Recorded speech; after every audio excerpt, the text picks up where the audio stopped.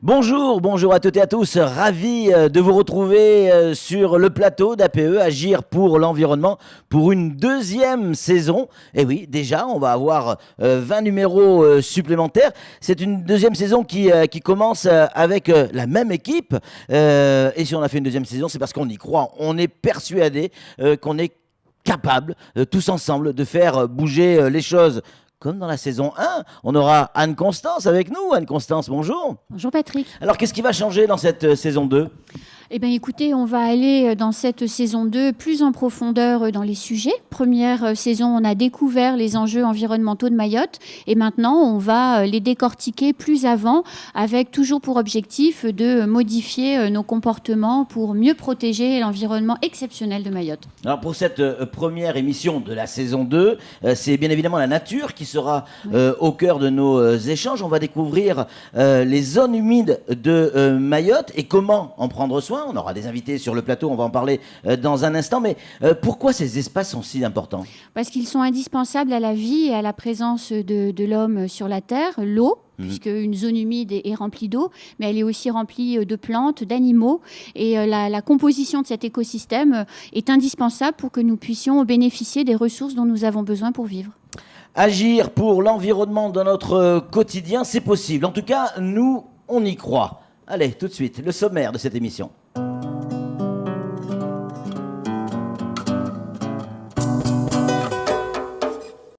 Dans ce nouveau numéro d'APE, nous allons découvrir les zones humides de Mayotte, ces grands espaces de nature protégés dans lesquels l'eau est centrale. Pour mieux comprendre l'importance de ces ressources, nous allons découvrir la lagune d'Ambato à M'Tsangamouji. Notre équipe est allée sur le terrain pour vous montrer la magie des lieux et le travail quotidien des professionnels sur place. Puis, sur le plateau, avec nos invités, on aura Loïc Touvignon de l'AFB, chef de service départemental de Mayotte, inspecteur environnement, monsieur Ali Dina, également adjoint au maire à M'Tsangamouji, et on aura également Abassi Dimassi de CBNM, chargé de mission connaissance et conservation de la flore et des habitats de Mayotte. Nous allons découvrir les bénéfices à Ambato de ce qui a été entrepris.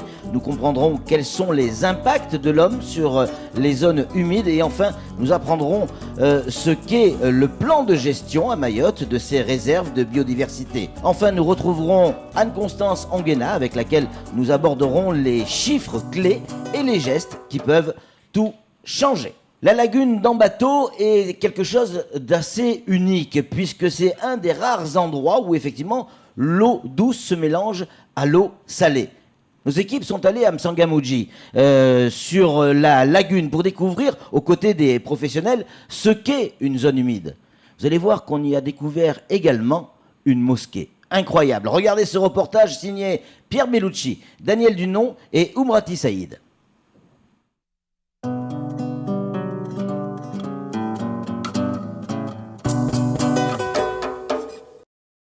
Les zones humides sont les seuls milieux à faire l'objet d'une convention internationale, la convention de Ramsar adoptée en 1971. Marais, tourbières, prairies humides, lagunes, mangroves, il faut dire que ces zones rendent des services indispensables à l'homme. Elles contribuent à notre sécurité en cas d'inondation, de par leur capacité de rétention de l'eau. Elles participent également à l'équilibre hydrologique du territoire et se caractérisent par une biodiversité exceptionnelle. À Mayotte, la lagune d'Ambato, située dans le village de M'Tsangamouji, est particulièrement remarquable et protégée par arrêté préfectoral depuis 2005. Donc là, vous voyez tout de suite, on a déjà pas mal d'insectes qui volent, des libellules notamment. Il y a pas mal d'oiseaux aussi qui traînent autour de cette lagune. À une certaine période de l'année, on a des beaux nénuphars aussi qui sont installés là. Donc, vous voyez derrière aussi, donc, on voit la mangrove. C'est le seul endroit à Mayotte où on trouve une mangrove uniquement constituée de palétuviers petites feuilles. Cette mangrove accueille notamment le crabier blanc, espèce en danger critique d'extinction à l'échelle planétaire. La lagune d'Ambato est donc le lieu de vie d'une faune riche et variée, mais également d'une flore exceptionnelle qui se raréfie. Occupation illégale, brûlis, monoculture, plantes arrachées, arbres abattus, les mauvaises pratiques mettent quotidiennement à mal les zones humides. On peut le voir aussi, il y a pratiquement un petit village implanté au cœur de la zone humide de la lagune d'Ambato. Et là, c'est la mosquée de la lagune d'Ambato Comme on est habitué à Mayotte, on a des mosquées partout, c'est bien, mais celle-ci, le lieu d'implantation non plus n'est pas adapté.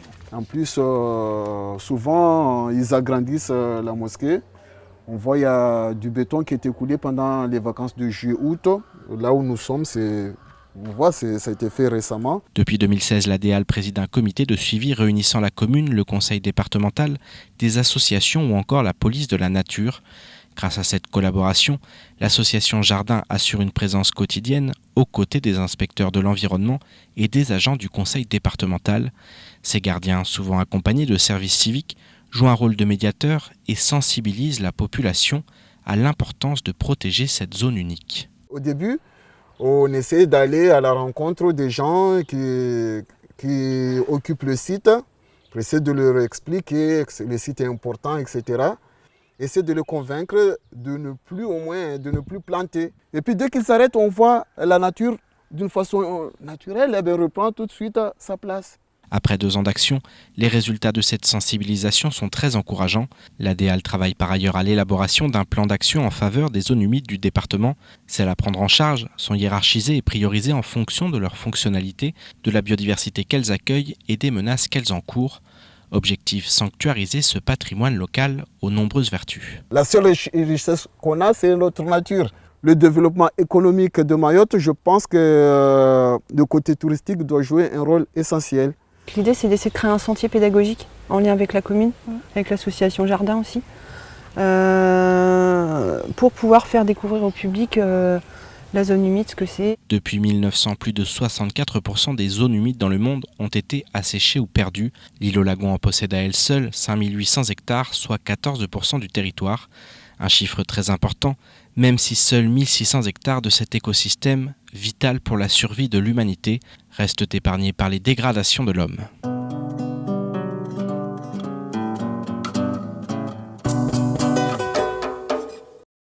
Merci à toute l'équipe de Pierre Bellucci pour ce superbe reportage. Avec nos invités, on va les présenter parce qu'ils sont évidemment sur le plateau. Vous avez vu tout à l'heure Anne-Constance Onguena, on va lui redire bonjour, honneur aux dames. Bonjour Anne-Constance.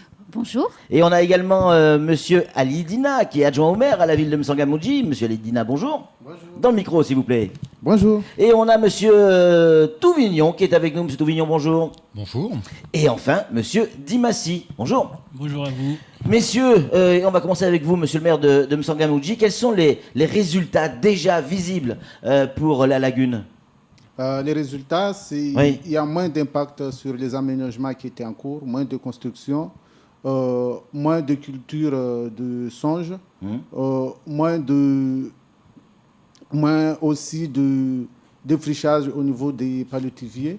Donc la sensibilisation est en cours et petit à petit la population prend conscience que c'est une zone, c'est une richesse pour la commune qu'il faut protéger. Oui. Alors ça, c'est les résultats qu'on peut voir aujourd'hui. Dans un instant, on va évoquer ce qu'on peut espérer à moyen et à long terme. Mais tout de même, Monsieur le maire, on a vu une mosquée construite au cœur de la lagune. Oui, mais la mosquée, elle était là depuis bien longtemps. Avant même la lagune, peut-être. Elle était avant qu'on décide que c'est une zone protégée où il y a moins de...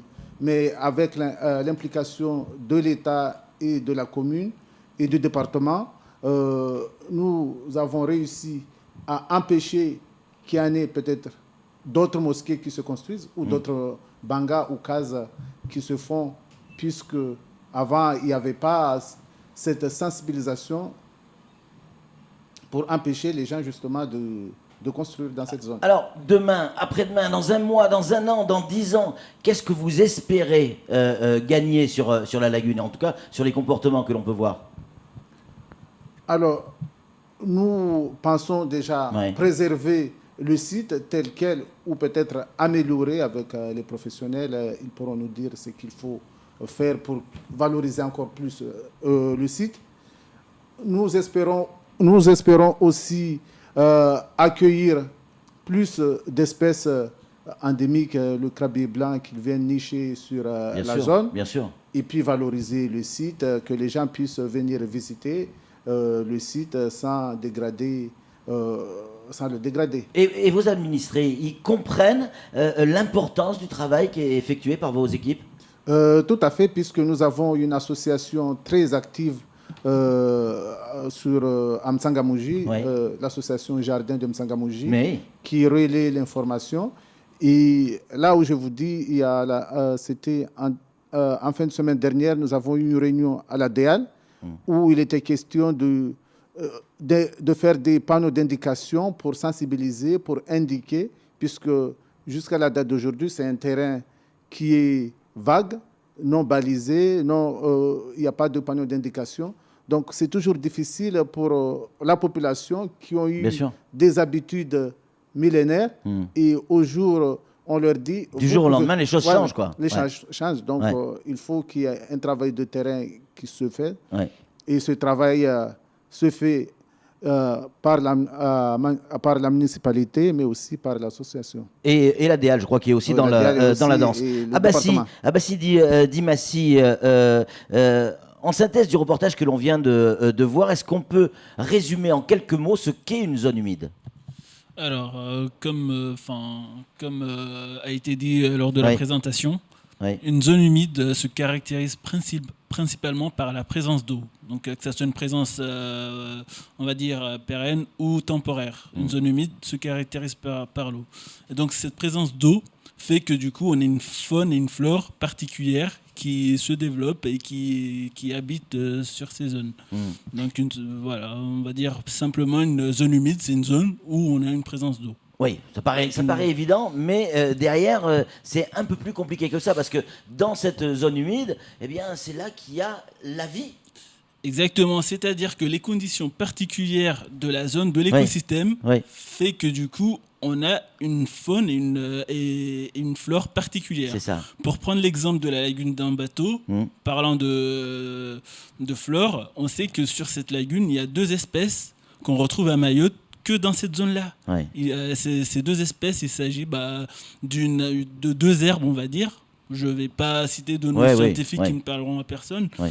Mais en gros, c'est 2 espèces qu'on retrouve à Mayotte uniquement dans la lagune d'Ambato. Et donc ces espèces-là, on les retrouve nulle part ailleurs en milieu naturel sur Mayotte. Ah bah si, il y a beaucoup de zones humides à Mayotte. Alors, il faut savoir qu'actuellement, on évalue à 4% du territoire qui est constitué de zones humides. Et à peu près 14%, on va dire, de zones de potentialité. Donc, en gros, des zones humides plus ou moins dégradées. Voilà. Ouais. Loïc Touvignon, on rappelle, vous êtes chef de service départemental de Mayotte, inspecteur environnement. Quelles sont les principales pressions sur les zones humides? Est-ce qu'elles sont d'abord humaines? Donc les principales pressions qu'on trouve sur les zones humides sont effectivement anthropiques, donc humaines. Ouais. On retrouve donc l'urbanisation, l'agriculture, les dépôts sauvages aussi de déchets. Ouais. Donc en gros, ça concerne donc tout ce qui va concerner donc le remblaiement, le drainage, les constructions, les plantations de monoculture. Toutes ces activités portent atteinte aux fonctions donc hydrologiques et hydroécologiques donc de la zone humide et donc en fait altèrent donc et fragmentent donc les habitats de la zone humide. Comment le développement social et économique met-il en danger la zone humide? Et déjà, est-ce que véritablement il le met en danger? Développer économiquement notre île, on en a besoin. Je ne suis pas sûr qu'il faille opposer donc on va dire les 2 thématiques. Bon, il faut les zones humides, donc les conditions donc d'écoulement et d'infiltration des eaux, les types de sols qu'on va retrouver en règle générale dans les fonds de vallée, dans les estuaires, sont favorables aux zones humides.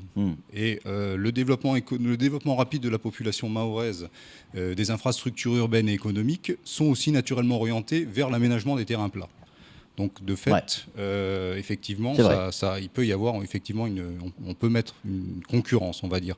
Après, la législation en vigueur impose donc que toute installation, ouvrage, activité ayant un impact donc sur les zones humides impose donc au maître d'ouvrage de constituer donc un dossier loi sur l'eau qui soumet donc le projet à déclaration ou autorisation dans le respect de la séquence éviter, réduire, compenser. Cela implique que le maître d'ouvrage doit prévoir un aménagement ou une activité avec le moindre impact sur le milieu naturel. Et dans l'éventualité où le projet aura un impact irrémédiable, le maître d'ouvrage doit compenser. par exemple, pour 1 hectare de zone humide remblayée, on devrait prévoir normalement 3 hectares de zone humide réhabilitée. Oui. Et ce sont c'est ce qui est indiqué dans le schéma directeur d'aménagement de gestion des eaux donc de Mayotte, qui est le document en fait du suivi de la politique de l'eau, logiquement à l'échelle du département. On va en parler dans un instant de la gestion. Le non-respect donc de ces réglementations et donc de cette législation se caractérise donc par un défaut de déclaration qui constitue une infraction contraventionnelle, infraction de 5e classe avec une peine d'amende maximale de 1 500 €. Ah oui. Et donc un défaut d'autorisation qui constitue une infraction délictuelle avec une peine de prison d'1 an maximale et de 75 000 € d'amende. Loïc, lorsqu'une zone humide disparaît, quelles sont les conséquences pour nous, habitants de Mayotte ? Alors, lorsqu'on porte atteinte aux fonctionnalités d'une zone humide par le remblaiement ou l'assèchement, on porte atteinte à l'hydrologie du bassin versant. Ouais. C'est-à-dire ça veut dire quoi ? C'est compliqué, là. C'est-à-dire que, on va dire que l'atteinte se matérialise par la diminution des soutiens des débits d'étiage qui vont donc impacter donc la ressource en eau en règle générale, que ce soit les nappes ou les débits de cours d'eau donc, ou les nappes phréatiques, la diminution des pouvoirs de rétention du bassin versant, de la rétention donc d'eau du bassin versant, pouvant retarder donc l'onde de crue du cours d'eau, induisant donc des atteintes sur la sécurité des biens et des personnes. Ouais. L'accélération de l'érosion des berges et l'incision des lits de la rivière, induisant donc aussi des atteintes sur la sécurité des biens et des personnes. La diminution du pouvoir de rétention des sédiments qui implique une augmentation des apports de fines dans le lagon et le cours d'eau, en l'occurrence au passage, et la diminution donc du pouvoir de rétention des intrants agricoles, ce qui augmente le lessivage des intrants vers le cours d'eau et le lagon. Ah bah si, Dimassi, on rappelle, vous êtes chargé de mission au CBNM. C'est quoi un plan de gestion des zones humides ? Ça veut dire quoi ? Et ça consiste en quoi précisément ? Alors tout d'abord, avant de dire ce que c'est qu'un plan de gestion de zones humides, on va parler tout simplement de ce que c'est qu'un plan de gestion d'espace naturel. Oui. Donc qu'est-ce que c'est qu'un plan de gestion d'espace naturel ? C'est un document qui regroupe l'ensemble d'informations d'une zone naturelle particulière. Donc aussi bien les informations disponibles sur la faune et la flore. Et donc c'est un document aussi qui définit les objectifs à atteindre en termes de gestion. Donc à l'état actuel, on a une zone naturelle avec ça. Ouais. Qu'est-ce qu'on se donne comme objectif ? Quels sont les enjeux et quels sont les objectifs qu'on se fixe pour le moyen et long terme ? Qu'est-ce qu'on veut arriver pour notre zone ? Donc c'est ça. Et donc dans le cas d'un plan de gestion d'une zone humide ou des zones humides de Mayotte, là c'est faire l'état des lieux des zones humides actuellement à Mayotte pour réfléchir à quelle gestion, à quels moyens on veut mettre en place pour arriver à quel résultat. Donc voilà. Pour ce qui est de la lagune d'Ambato, le plan de gestion, c'est le document qui définit les actions à mettre en place sur site. Donc à Ambato, monsieur le maire, on met en place cette pratique, elle existe ? Oui, elle existe. Ouais. Et dans quelles conditions elle est mise en place ? Elle est mise en place en collaboration avec tous les partenaires, l'ADA, le département, mais aussi la mairie et l'association, pour pouvoir arriver au résultat. Ouais. Il y a d'autres exemples de mise en place de ce plan de gestion ? Alors, pour le cas de Mayotte, on a une réserve naturelle nationale.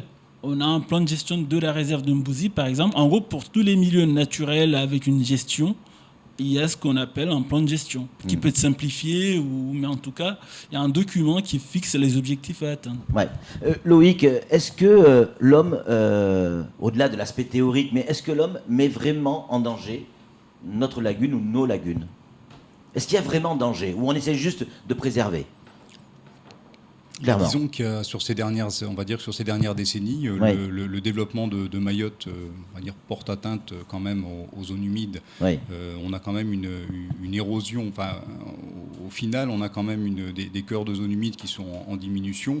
On a des espaces de potentialité, dont on parlait tout à l'heure, qui sont la plus grande partie, 14% du territoire, qui sont en fait des zones humides qui ont été impactées. et quelque part, au final, on aura une érosion de la biodiversité. Alors, il y a la notion d'érosion de biodiversité parce qu'on a effectivement une atteinte au milieu naturel. Après, il ne faut pas non plus oublier donc, les services qui sont rendus par les zones humides donc, à l'homme, les services écosystémiques, qui vont quelque part permettre d'avoir l'alimentation en eau potable conséquente, qui vont permettre de la sécurité des biens et des personnes par rapport au risque inondation. Bon, après, c'est un tout. C'est l'homme qui défait, mais c'est aussi l'homme qui peut reconstruire, empêcher les problèmes que l'on connaît sur les lagunes. L'idée du plan d'action zone humide, c'est quelque part de pouvoir hiérarchiser donc un peu les types de zones humides et les zones humides qu'on a à l'échelle du département pour pouvoir orienter, dans le cadre de la compensation, la réhabilitation donc, de zones qui sont potentiellement, qui peuvent revenir assez rapidement donc, à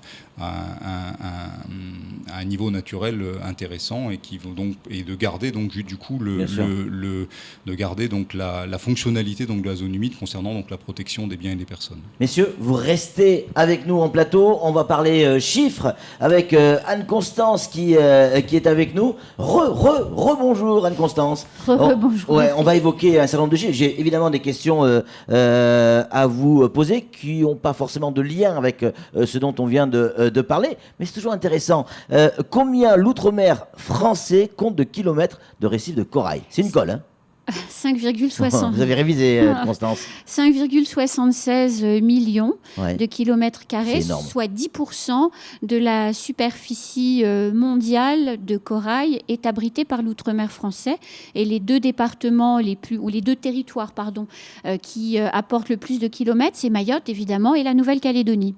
C'est génial. Génial, c'est tout simplement incroyable. En France, les zones humides, comment elles se comportent? Elles s'agrandissent? Elles disparaissent? Non, elles ont plutôt tendance à s'agrandir ces dernières années grâce aux efforts qui ont été faits au travers des plans de gestion. Néanmoins, 62% des zones humides ont disparu dans le courant du XXe siècle. Donc c'est quand même beaucoup et ça illustre ce que vous disiez tout à l'heure. Quand on met en place des plans de gestion, on répare et on permet ainsi de retrouver des zones humides dynamiques. Et pour Mayotte, il y a 1600 hectares de zones protégées et 825 de zones humides d'intérêt international, donc inscrites à la convention de Ramsar. Ça plaisante plus là. Voilà. Et les 800 autres hectares ont été détériorés par les activités de l'homme. Combien une zone humide peut-elle stocker d'eau en un hectare, enfin sur un hectare? Au maximum 15 000 mètres cubes d'eau par hectare. Et c'est un peu ce que disait Loïc. Je ne sais pas si c'est important ou ça l'est pas. Si, c'est beaucoup. Oui, c'est beaucoup. Et ça fait partie des services rendus par la zone humide à la population. C'est un formidable réservoir d'eau pour quand on en a besoin. Et c'est aussi une formidable éponge en cas d'inondation. Et en même temps, il y a un pouvoir purificateur d'eau qui est exceptionnel à travers les zones humides. Donc c'est essentiel à la vie de l'homme sur la Terre. Merci beaucoup Anne-Constance. Merci également à tous nos invités. On y reviendra sur la zone humide parce que Dieu sait que c'est quelque chose d'important. C'était la première de la deuxième saison de Agir pour l'environnement. On va se retrouver évidemment la semaine prochaine. Ça sera sur la même chaîne, à la même heure, avec d'autres invités. D'ici là, soyez extrêmement prudents. Je vous dis au revoir.